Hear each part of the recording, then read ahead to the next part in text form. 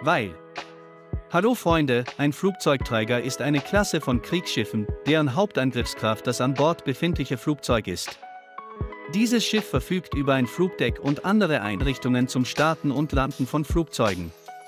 Neben riesigen Hangars im Schiffsinneren gibt es auch technische Ausrüstung für die Wartung und Betankung von Flugzeugen sowie Kontroll- und Flugunterstützungsmittel.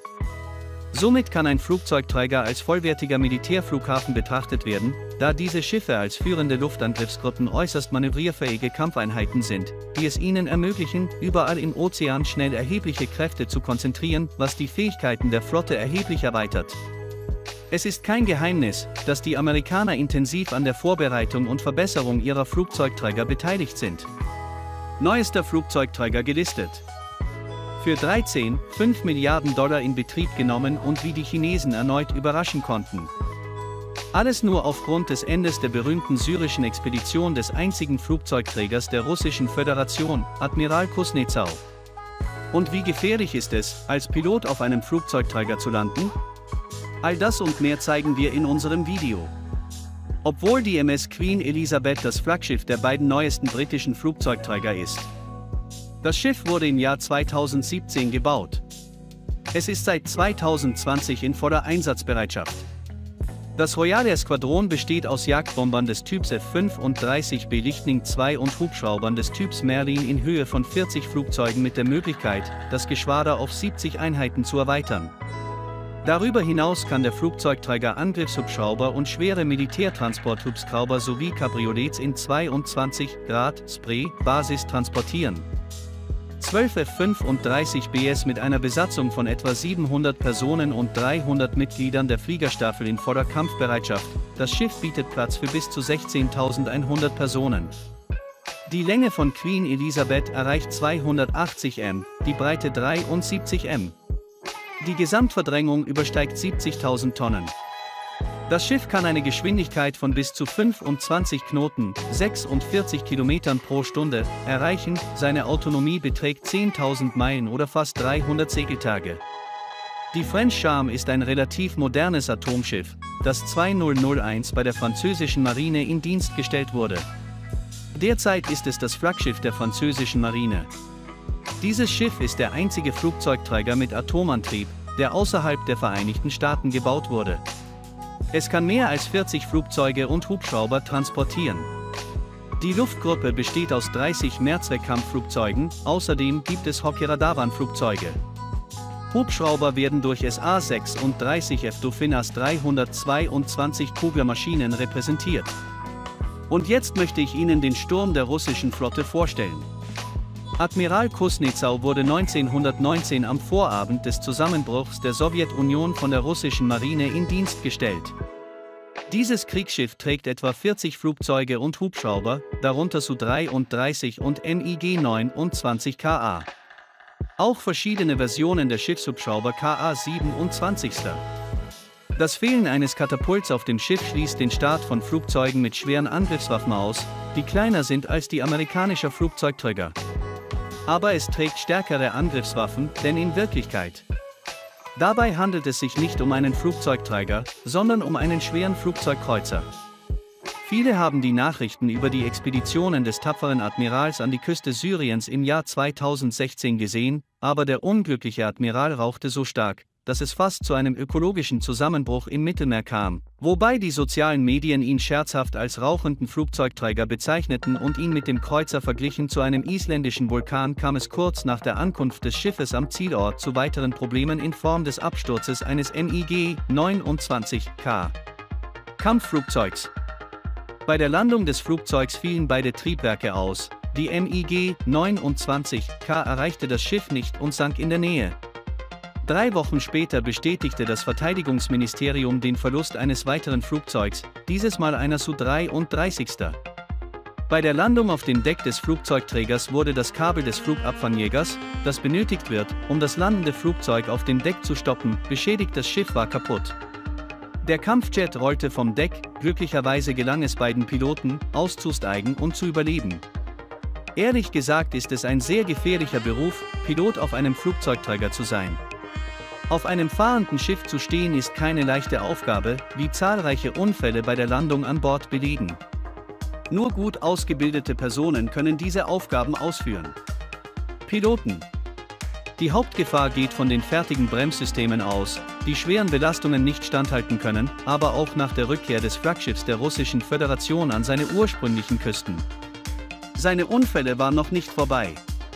In Oktober 2018 sank auf der 82 Werft, auf der Flugzeugträger Admiral Kuznetsov repariert wurde, das Schwimmdock PD-50. 2 Turmträgkrane fielen gleichzeitig auf den Docks, eins durchbrach das Deck des Flugzeugträgers und entstand ein Loch mit den Maßen 4 Stern 5M. Genau ein Jahr später geriet ein Schiff beim Schweißen in Brand, die Brandfläche betrug 300 Quadratmetern, wurde eine um 2 höhere Schwierigkeitszahl zugewiesen. Die Ursache des Feuers war ein menschlicher Faktor und ein Sicherheitsverstoß. Der Brand wurde von 3 Feuerwehren sowie den Kräften der Nordflotte gelöscht.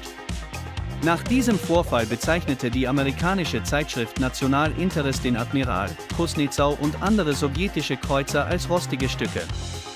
Nun befindet sich der Admiral in der Phase der permanenten Renovierung und Modernisierung. Die Variante der Line China war das zweite Schiff der Kuznetsov-Klasse, das die Stadt Nikolaev verließ. Das in der Ukraine gelegene Gebäude wurde 19.185 beschlossen und 1988 mit dem Bau begonnen. Nach dem Zusammenbruch der Sowjetunion wurde die Finanzierung des Schiffes eingestellt, schließlich wurde das zu 70% fertige Schiff nach China verkauft, um dort ein schwimmendes Casino zu errichten, aber die unternehmungslustigen Chinesen restaurierten und rekonstruierten das Schiff, sodass es 2012 in Betrieb genommen wurde. Betrieb der militärischen Seeflotte Chinas unter dem Namen Liaoning I. Der chinesische Flugzeugträger ging nach Reparaturen durch ein chinesisches Schiff verloren. Alle offensiven schweren Waffen werden jetzt nur noch von Verteidigungswaffen mit kurzer Reichweite getragen. Line kann bis zu 50 Flugzeuge und Hubschrauber befördern, und von Problemen mit dem Schiff hat noch niemand gehört. China hörte jedoch nicht auf. Und es baute einen Flugzeugträger vom Typ 002 oder einen Shantung bereits vollständig aus eigener Produktion. Im Jahr 2019 wurde dieses Schiff an die chinesischen Streitkräfte übergeben. Die Shantung, die äußerlich der Kuznetsov ähnelt, ist eigentlich ein völlig anderes Stück, verpackt in einem alten Paket. Die Shantung kann bis zu 70 Flugzeuge und Hubschrauber für 2 Personen an Bord transportieren. Die Startbrücke hat einen Winkel von 12 Grad. Dies ist der ideale Winkel für den Start des Shenyang-Kämpfers bei 15 und bei 3 ist er neu. Aber auch hier begnügte sich China nicht mit strikter Geheimhaltung. Sie bauen einen neuen echten Streikflugzeugträger vom Typ 003 mit einer Verdrängung von 85.000 Tonnen. Fotos der Werft, in der das Schiff gebaut wird, sind online durchgesickert. Es wird ein Schiff mit einem integrierten elektrischen Antriebssystem sein, das den Einbau eines elektromagnetischen Katapults in Reihe ermöglicht. Damit wird es möglich sein, den leiseren und leistungsstärkeren Kampfjäger Shenyang J-20 der 5. Generation abzuheben, was sich sehr positiv auf die allgemeinen taktischen und technischen Eigenschaften des Flugzeugträgers auswirken wird. Flugzeugträger der US-Marine. Bis vor kurzem nutzten die USA Flugzeugträger der Nimitz-Klasse mit einer Verdrängung von mehr als 100.000 Tonnen. Insgesamt wurden 10 Flugzeugträger dieser Klasse gebaut, davon 3 nach dem Originalentwurf und 7 nach dem verbesserten. Dies waren die größten Kriegsschiffe ihrer Zeit mit einer Besatzung mit Atomantrieb. 3200 Menschen könnte man sagen, eine ganze Stadt auf dem Wasser kann 80 Flugzeuge und Hubschrauber transportieren, Jagdbomber FA-18EF Super Hornet, Boeing EA-18G Groller, elektronische Kampfflugzeuge, Langstreckenflugzeuge. Mit Radarerkennung E-2D Edwards Hockeyhubschrauber MH-60 Ra MH-60S. Die Nimitz-Klasse verfügt über automatisierte Flugabwehrraketenabwehrsysteme. Zwischengeneration, weiteres Waffenkoordinationssystem und elektronisches Kriegsführungssystem. Die Fläche des Flugzeugträgers übersteigt 25.000 m. Stellen Sie sich vor, wie viele Matrosen Sie für die Reparatur benötigen würden. Obwohl sich ein guter Sturm durch Aufräumen schneller auflöst. Heutzutage gelten diese Schiffe als eines der besten. Wie Sie wissen, gibt es nur wenige wirklich gute, und den Amerikanern ist es gelungen, eine wirklich neue Serie von Flugzeugträgern der Gerald R. Ford-Klasse zu entwickeln. Diese Serie amerikanischer Mehrzweckflugzeugträger mit Atomantrieb. Sie befinden sich seit 2009 im Bau. Sie wurden als verbesserte Versionen von Flugzeugträgern der Nimitz-Klasse konzipiert, wobei ein hoher Automatisierungsgrad die Besatzung um 700 AV-Leute reduzierte. Dadurch werden auch die Betriebskosten gesenkt. Darüber hinaus zeichnen sich die neuen Flugzeugträger durch die Einführung einer Reihe neuer Technologien, Designlösungen und insbesondere Elemente der Stiltechnologie aus. Insgesamt sollen 9 bis 10 neue Flugzeugträger dieser Klasse gebaut werden. Diese Flugzeugträger werden im 21. Jahrhundert sein. Als Hauptangriffsstreitmacht der US-Marine ähnelt das Rumpfdesign der Ford der Klasse. Die neuen Flugzeugträger werden jedoch über eine kleinere, neu gestaltete Insel und automatisiertere und effizientere Überwachungs- und Kontrollsysteme verfügen.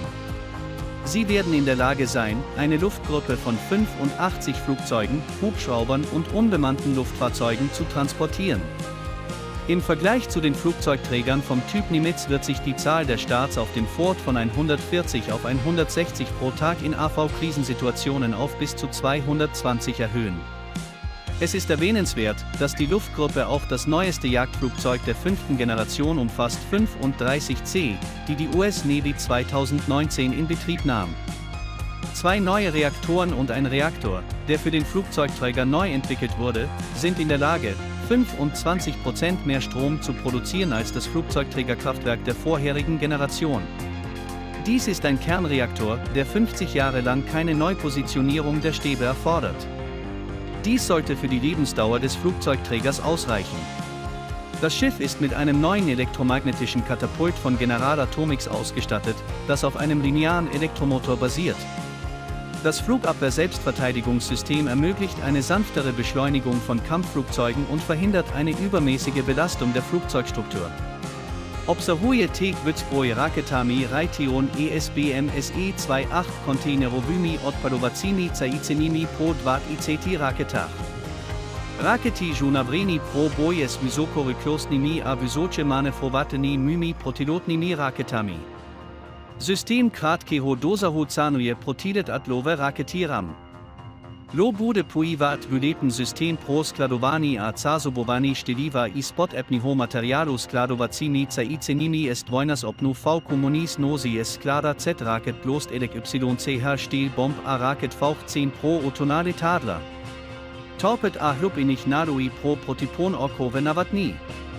Vyzbroj SE-2 Z arsenalu dolav nichts brakowatle SKYCH a montanych bodu, odkud je na palubu privátna vysokorychlostnými vytahy jednatikateho maj 2017 beider 1 lotohoto typu oficjaln zapsana do Amerikeho namonictva. Naklady na takowe potenie rzucane na stavbu erster letadlových lodi nowe TDY. Je tu piblin 20 miliard dolarów. Felkelot SE pravidla pohybuje velmi pomalu, LV pipat letadlových lodi ne velikost velmi klamat, nebo patí meci nerychleji. Valeni lot dostat vojenska letadla na správne mesto ko nerychleji je nesmern dla TV bojových podmínkách nebo na výpravách musí BYT zuasti skupiny, také na maximum SE zrychluje po cepitskukách maximální rychlost letadlových lodi.